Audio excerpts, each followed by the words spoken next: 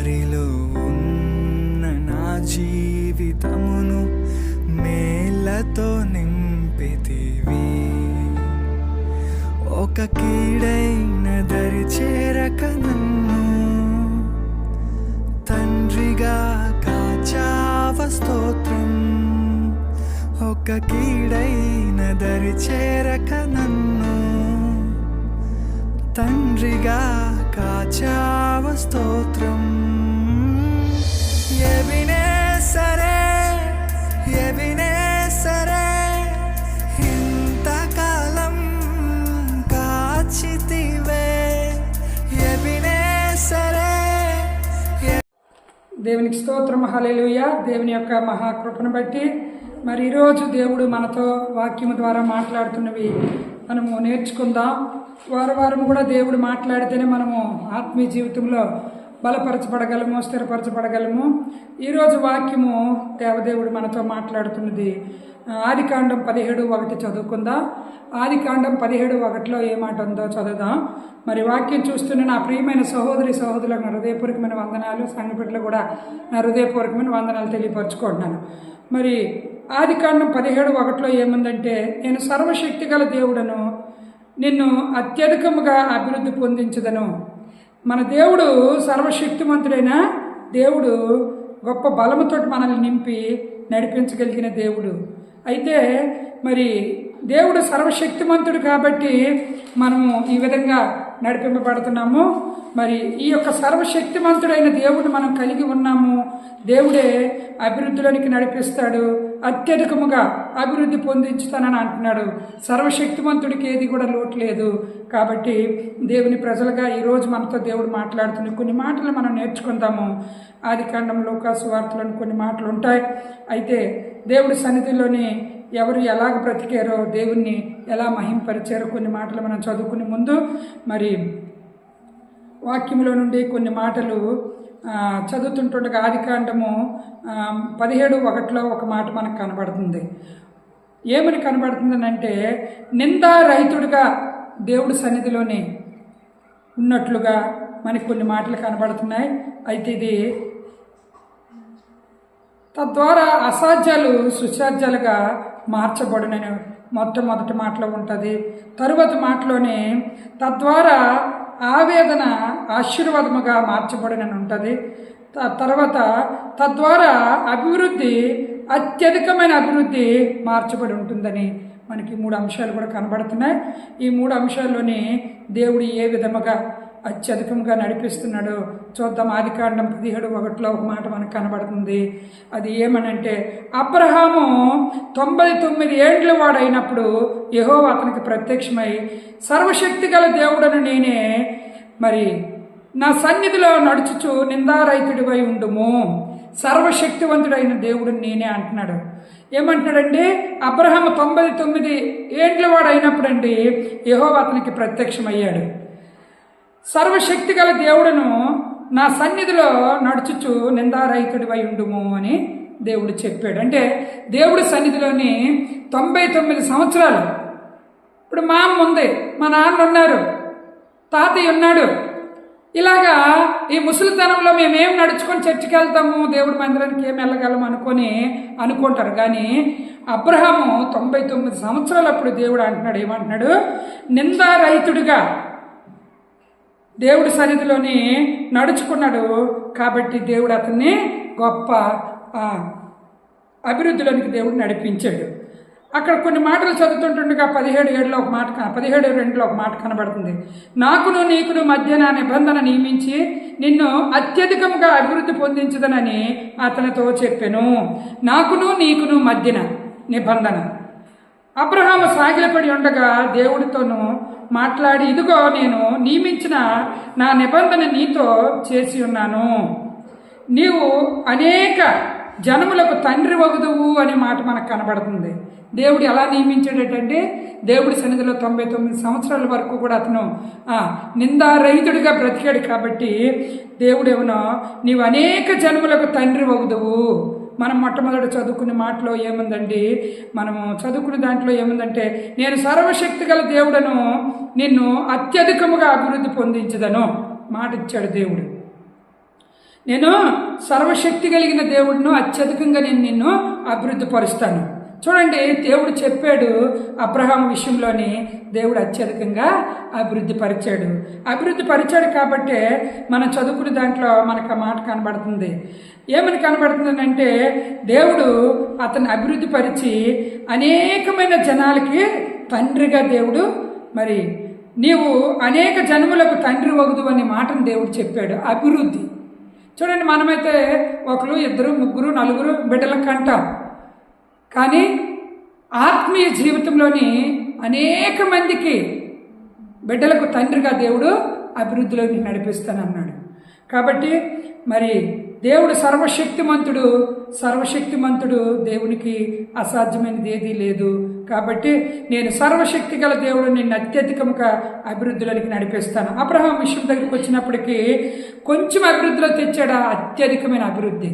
చదువుకున్న దాంట్లో ఏముందంటే, నీవు అనేక జనములకు తండ్రి అవుదు అంటే ఎంతటి చక్కటైన అభివృద్ధి దేవుడు ఇచ్చాడు. అందుకే మన దేవుడు సర్వశక్తి కలిగిన దేవుడు. ఆయనకి అసాధ్యమైనది ఏదీ లేదు, సమస్తము సాధ్యమే. సర్వశక్తితో దేవుడు అబ్రహాం విషయంలో దేవుడు గొప్పగా జనములకు తండ్రిగా చేశాడు. లూకాసు వార్త 1:49 ఒక మాట కనబడుతుంది. సర్వశక్తిమంతుడకు నాకు గొప్ప కార్యములు చేసిన గనుక ఇది మొదలుకొని అన్ని తరముల వారును నన్ను ధన్యురాలందరూ.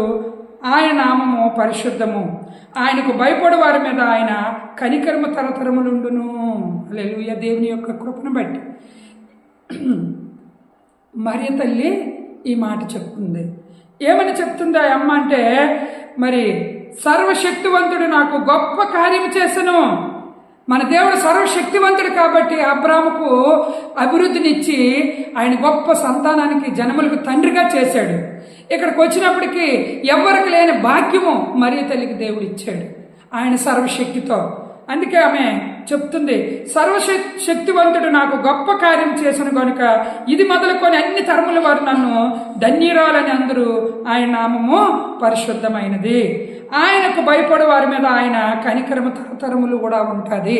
ఎప్పుడైతే భయపడి, అందుకనే అబ్రహాము ఏమని మనం చదువుకున్నామండి, మొట్టమొదట్లోనే అబ్రహాము 99 ఏండ్ల వాడైనప్పుడు యెహోవా అతనికి ప్రత్యక్షమై, సర్వశక్తుడగును దేవుడు నా సన్నిధిలో నడుచుచు నిందారహితుడివై ఉండుము. నువ్వు నిందలేని వాడిగా ఉంటే నీకు జనములకు తండ్రిగా నేను అభివృద్ధిలోనికి నడిపిస్తాను చెప్పాడు. దేవుడు వాగ్దానాలు నెరవేర్చాడు. ఇక్కడ చదువుకున్న మాటలో లూకాసు వార్తలోని మరియ తల్లి, అనేక మంది స్త్రీలు ఆ రోజుల్లో ఉన్నారు. కానీ ఆ అమ్మని దేవుడు ఎన్నుకొని ఆ గర్భంలో దేవుడు మరి వచ్చినట్లుగా మన యొక్క దేవుని యొక్క లేఖనాల ద్వారా మనము తెలుసుకొని, దేవుడు మరియ తల్లి గర్భాన్ని, మరి దేవుడు ఆ ఒక గర్భంలో నుండి మరి మనందరి కొరకు నరవతారికి లోకానికి వచ్చిన దేవుడు.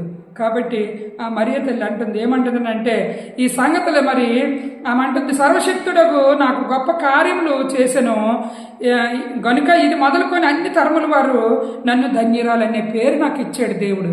సర్వశక్తుడకు దేవుడు ద్వారా ఈ కార్యం నాకు జరిగింది.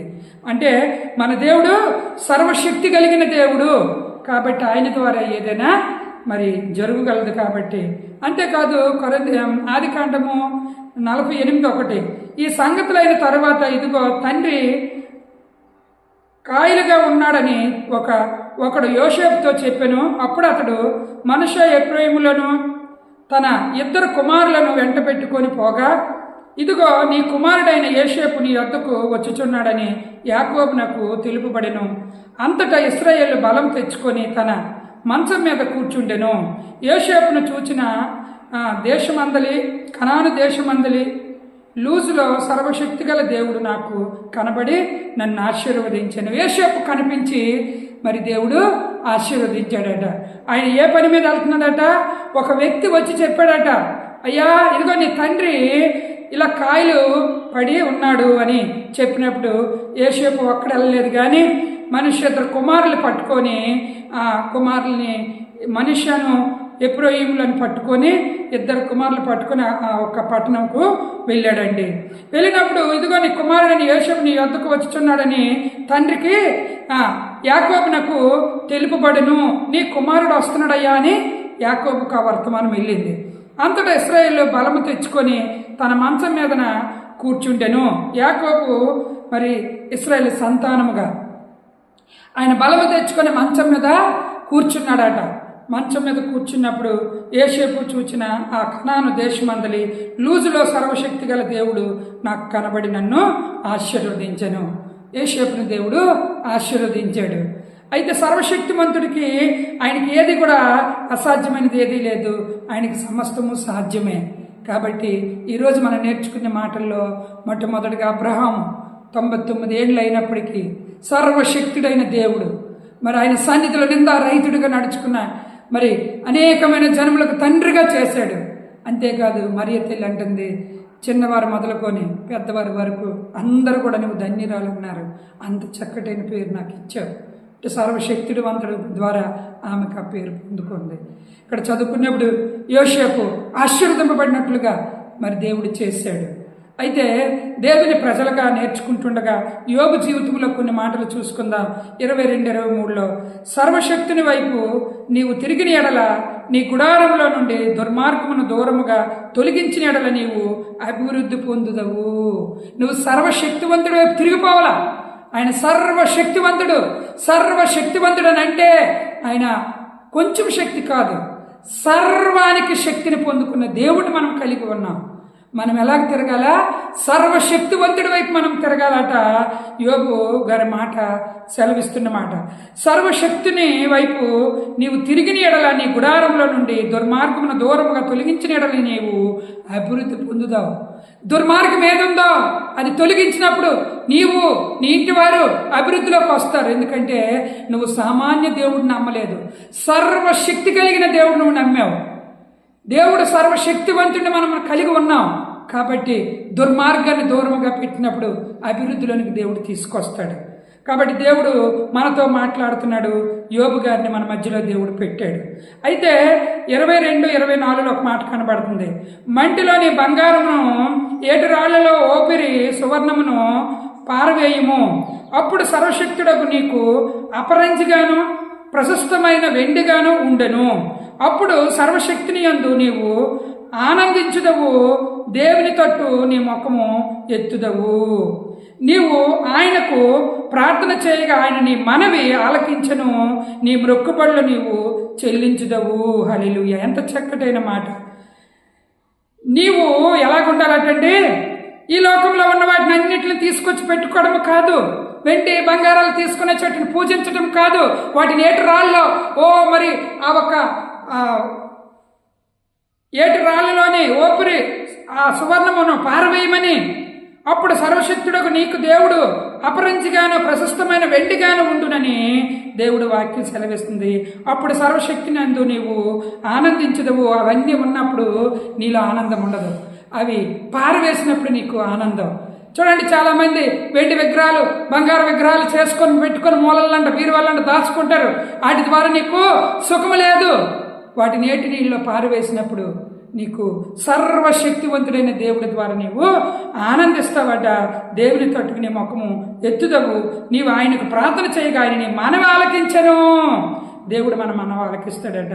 నీ మొక్కుబడులు నీవు చెల్లించుదవు. మరియు నీవు దేనినైనా యోచన చేయగా అది నీకు స్థిరపరచబడును, నీ మార్గముల మీద వెలుగు ప్రకాశించెను. నువ్వు దేవునికి విరోధమైన పారవేస్తే, దుర్మార్గతను తీసివేస్తే, అప్పుడట నువ్వు ఏదేది అడుగుతున్నావో అక్కడ చదువుకున్న మాటలు మనకు కనబడుతుంది. మరియు నీవు దేనినైనా యోచన చేయగా అది నీకు స్థిరపరచబడును, నీ మార్గముల మీద వెలుగు ప్రకాశించెను. కాబట్టి దేవునికి విరోధమైనవి మనం తీసి పారవేస్తే నీ మార్గాల్లో నా మార్గాల్లో దేవుడు ఆ ఒక్క కృపనిచ్చి నడిపిస్తాడు. అందుకనే మనం చదువుకున్న దాంట్లో సర్వశక్తివంతుడైన దేవుడు మనం కలిగి ఉన్నాం. ఆయన అబ్రహాముని అనేకమైన జనములకు తండ్రిగా చేయగలిగిన శక్తివంతుడు.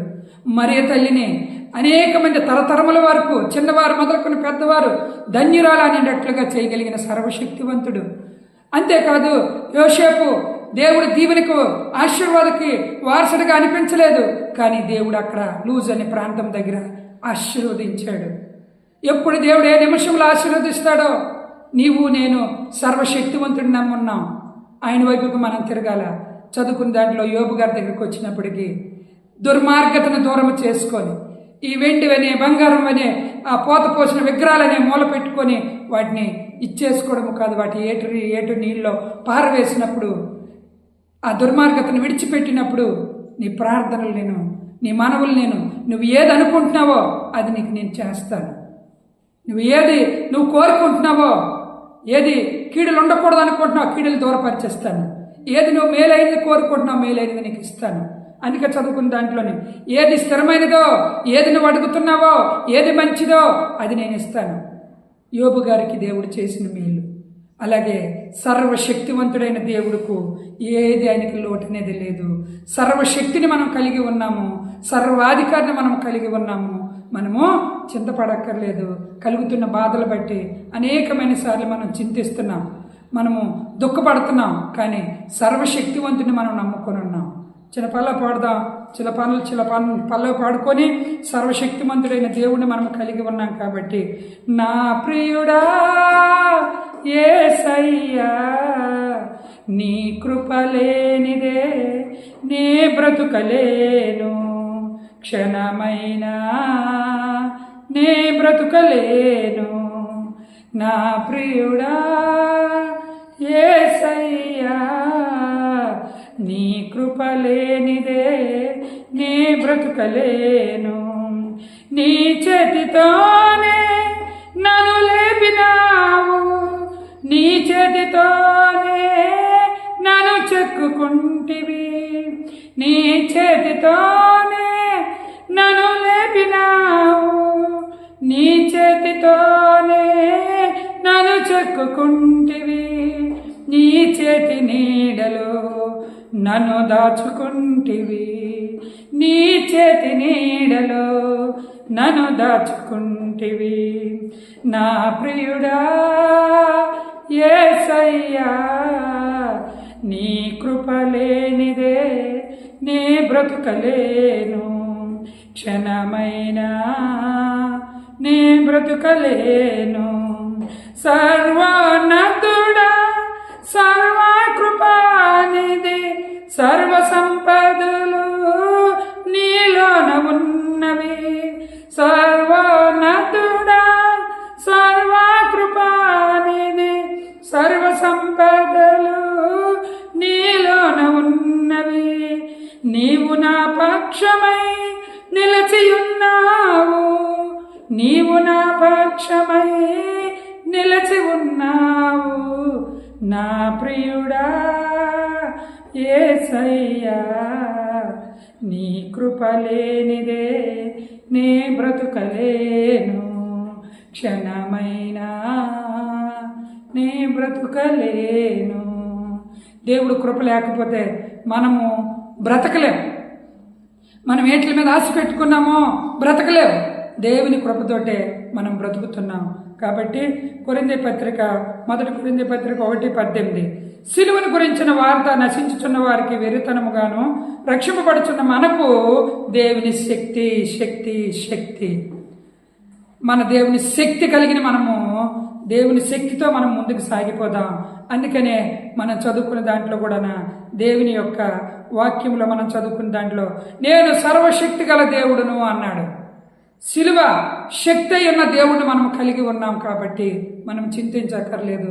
దేవుడు కృపతోటి మనల్ని నడిపిస్తాడు. దేవుడి మాటలు దీవించునుగాక. ప్రార్థన చేసుకుందాం. హల్లెలూయా.